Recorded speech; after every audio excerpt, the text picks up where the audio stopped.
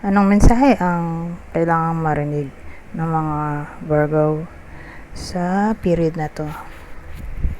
Pwedeng nangyayari na itong magiging reading o mangyayari pa lang. Kung hindi man para sa inyo itong magiging reading, edi baka para sa someone na malapit sa inyo o kakilala nyo mismo. Baka may lumabas na gender, mamaya gawin nyo na lang energy, masculine at feminine energy. Pwede rin naman na huwag nyo napansinin ang gender. Hindi ko masasabi kung anong magiging reading, kung positive ba o negative. Depende sa kung anong mapipick up pong energy. Walang masama kung papanorin ng sun, moon at rising sign, kasi bakalin man sa mga yan ay mag-resonate na sa sitwasyon nyo. So, dalawa yung tao, kaya wala tayong bida. Ganun bida. Walang subject. Description ng subject. Siyempre, yung bida, yung zodiac sign. Pero yung subject, in a way, na para malaman nyo kung para sa inyo ba itong reading o sa person nyo or kakilala nyo in general. Wala tayong description, literal na general reading to, okay?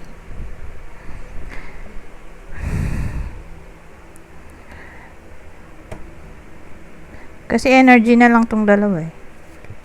So, ano tong Queen of Cups? Strength. Oh.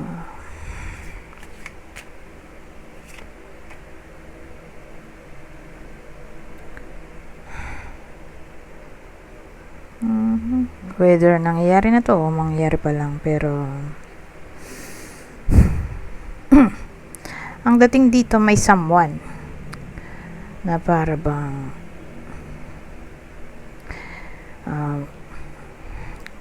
gusto na niya, okay, or ready na, in short, ready na siyang hanapin ng soulmate niya or magmahal na lang in general, magmahal ulit.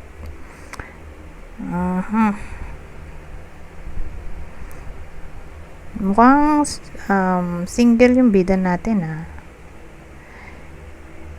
Yun nga lang, wala pa ako masabi sa ngayon kung babae ba o lalaki yung bida natin, as in literal na general reading ito. Pero ang good news, yun nga, nagsisimula na yung bida natin na i-open ulit ang kanyang heart sa bagong connection. Okay? Ito kasi para siyang, sabihin natin, new connection. Naghahanap na siya ng new lover. Okay? So, sa pamamagitan ng new connection, ito na talaga yung gusto niyang mahanap. Okay? Itong new lover.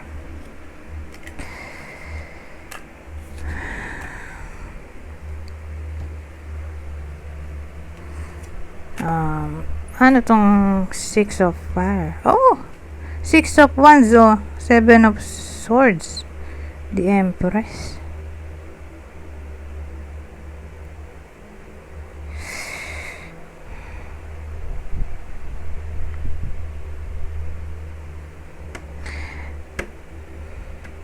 Well, ang dating sa akin, may mahanap naman siya kasi nandito itong Six of Wands. Yan ay card ng success, victory. Ang problema, may sabit tayo sa Seven of Swords. Ano kaya to?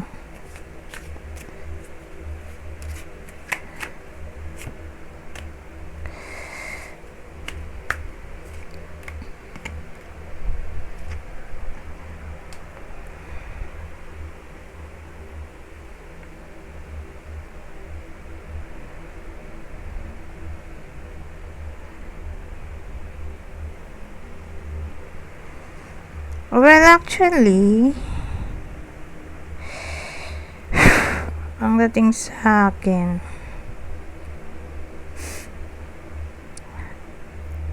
yung Seven of Swords natin, more like worry lang. Okay? Nagwo-worry siya na baka itong makikilala niya or nakilala na, kasi more like may darating sa buhay niya sa period na to. Kasi nga nandito tong Six of Wands. Ito, new connection. So depende, okay, sa tao kung willing na siyang maghanap, 'di ba?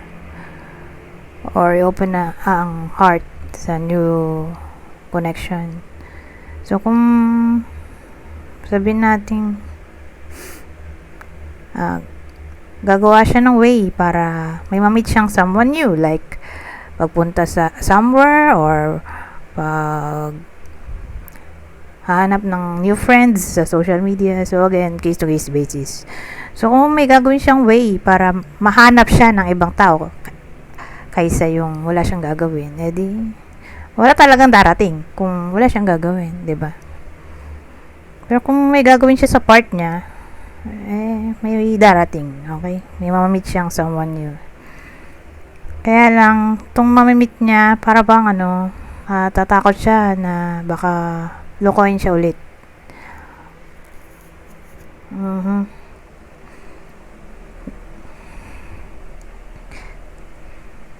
Kasi nandito tong ermitanyo natin, yung hermit, 'di ba? Na para bang medyo critical siya sa mga taong nakikilala niya. Gusto niyang bosisiin, mag-obserba, hindi siya agad-agad pumapasok sa relasyon. Okay? Yun yung energy dito ng hermit.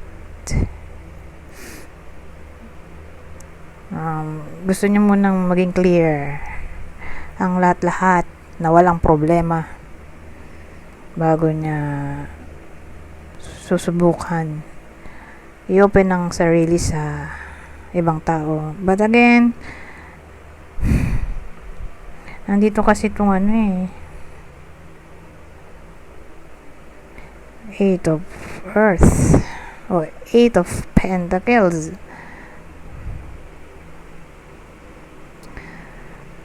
Well, para sa iba sa inyo, more like a workmate nila to, na magiging ka-close nila. Or baka nga nangyayari na to, ka-close na yung ka-workmate. Or kung di man literal na ka-workmate,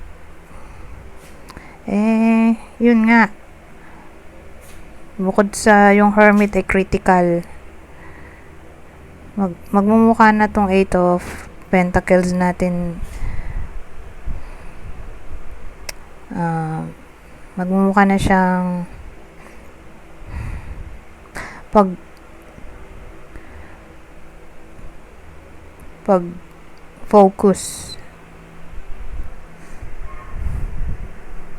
pag-focus sa detalye.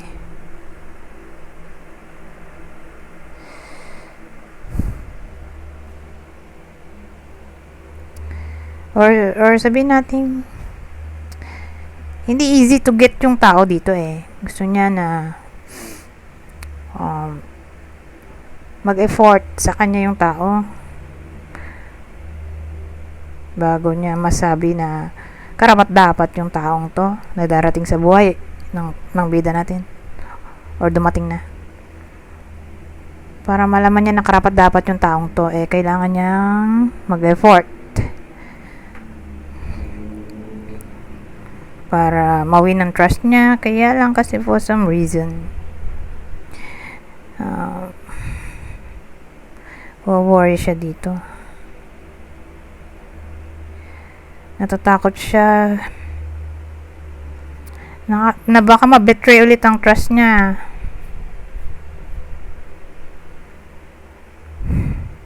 At least hindi to yung tipong akala ko may sabit, may nakilala nga siya kaya lang may sabit, hindi dahil clarify naman natin, more like worry lang, nag-worry yung tao, yung bida natin na baka lokohin na naman siya in the end, na masayang na naman lahat ng effort niya, lahat ng investment. So, wala. So, syempre, naghahanap siya ng pangmatagalan na ba na relasyon, long term relationship. Kaya ganun na lang ang kanyang takot. Kasi syempre, nakatakot naman talaga masaktan ulit, di ba? Anyways, the Empress,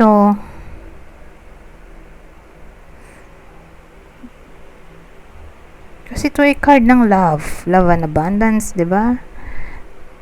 So, tingin ko mabuti naman ang intensyon ng taong darating sa buhay ng iba sa inyo sa period na to. Lalo na yung parating pa lang. Okay?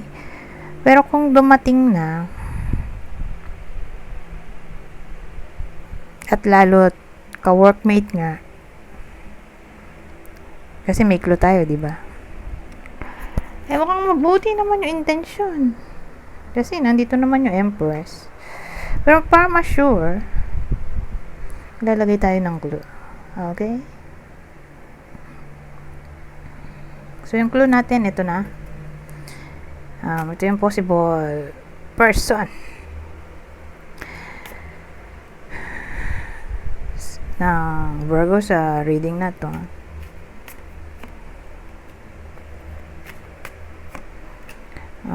Pisces, Leo, Gemini. So, kung dito para sa inyo itong reading, edi, baka para sa someone na malapit sa inyo, kakilala o idol, ito yung possible zodiac sign niya.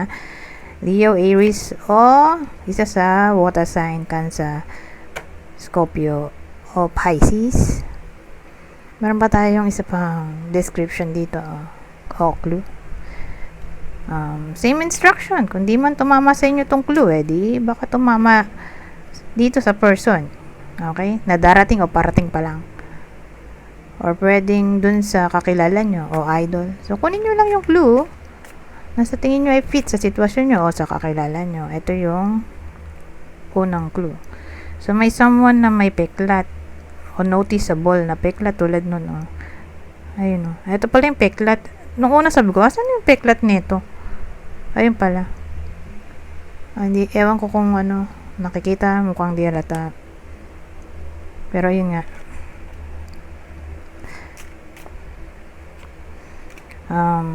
Brunette. So, may someone na brown ang buhok. Practitioner. So, trabaho na lang. May someone na may trabaho. Or, specifically, sa, trabaho na pang matalino or mataas ang posisyon. Sabihin nating doktor, lawyer, pwede rin. Pero kung di ganun, di in general na lang, may trabaho. Red attire. So, may someone na mahilig sa red na damit. O baka uniform to. All red or almost red? Almost all red?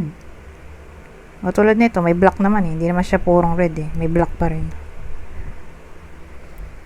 Anyways.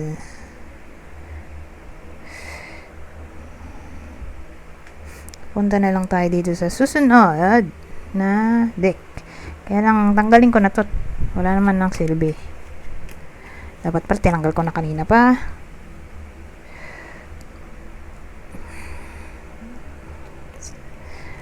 Para hindi siya magulo. 'Di ba? Para hindi magulong tignan. Magpo-focus lang tayo sa card. Dito. Ano bang mensahe? So, sa part na to, rumble na, ha? Yung detalye na pwede natin makuha dito. Usually, hindi ko na kina-clarify. As in, dire-diretso. Dalawang card lang. Wala na siyang, clarifier cards para mas marami tayong makuhang information.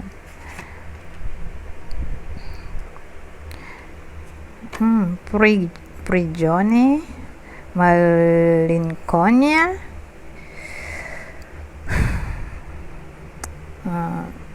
So ano to? Well, ang dating sa akin more like depression to. Depression kasi may tinatry yung iba sa inyo, or may tinatry or itatry pa lang na somewhat manifestation or may hinihintay, in short. Kaya lang for some reason hindi siya mangyayari sa period na to.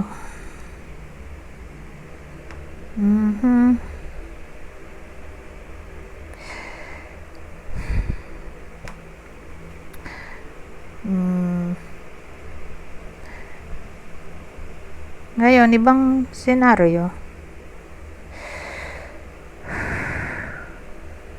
May naghihintay magbayad ng utang, oh. Kaya lang, wala eh. Hindi nagbayad. Pwedeng ganon.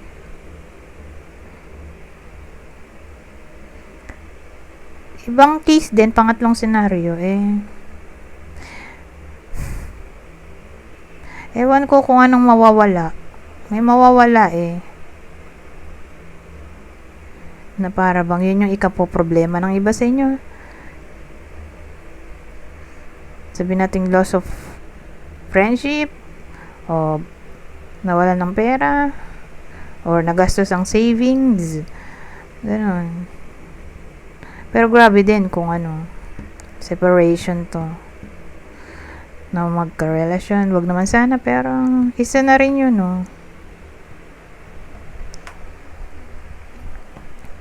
So medyo alarming, 'di ba, kung separation to para sa iba sa inyo. Sa mga in relationship or sa kakilala nyo. So doon muna tayo sa partner ng Virgo na baka maghiwalay. Ito yung partner, Capricorn, Sagittarius, or Scorpio. Kung di para sa inyo, di baka sa kakilala nyo. Ito yung person or kakilala nyo na baka tamaan ng reading na to. Virgo, Gemini, kapwa nyo Virgo, no? Gemini, Leo.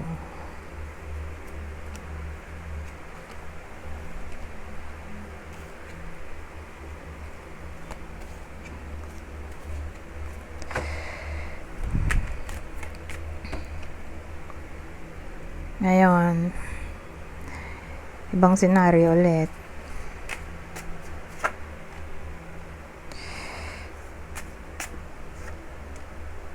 Oh, eto medyo maganda. Or baka maganda talaga. Kasi depende. May iba na ayaw, may iba na gusto. So ano ba to? All about engagement. May engage. Ang pag-uusapan dito ay all about wedding.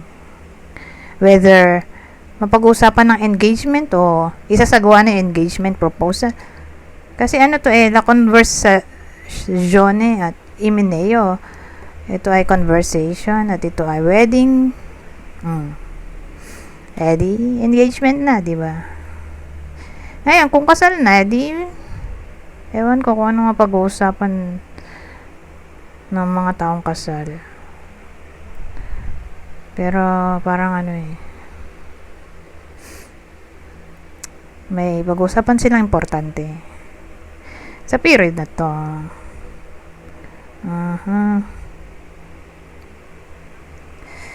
Ngayon, sabihin natin di naman to about wedding. Baka tungkol to sa important matters. So ano yun? Baka tungkol to sa fertility. Sabihin natin yung mga may jowa, pag-uusapan about what if magkaanak na, ganyan. Parang, may makikurious na, yun nga, mapag-usapan ng tungkol dito. About pregnancy, or contract in general, project deals. Kung contract, baka tungkol sa new employment or investment. Sabihin natin legal matters na lang siguro.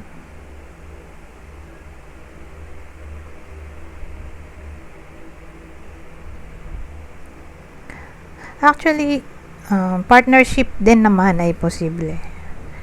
Partnership or friendship, new connection, reconciliation, pwede rin. Anyways, proceed na tayo sa pangalawang deck. Pangilang deck na ba to? Pang-apat na yata to. Ilan na nga ba? 4 na, no? Ewan ko, tingin ko 4 na. Ito talaga yung pinaka-last deck. Okay? Babasahin ko na lang tong part na to. Kukuha lang ko ng 3 card. Kunin nyo lang yung information na sa tingin nyo ay fit sa sitwasyon nyo o sa kakilala nyo. General advice or prediction na to. Okay? Sa week. Sa period na to. Kasi bi-weekly to bi-weekly reading. So sabi, realignment. Shift your perspective for a gained sense of charity. Clarity pala to. Eto, boundaries. Know when to put up and let down your walls. At ang huli, creativity. Have fun. Express yourself in new ways. Anyways, hanggang dito na lang. Goodbye for now.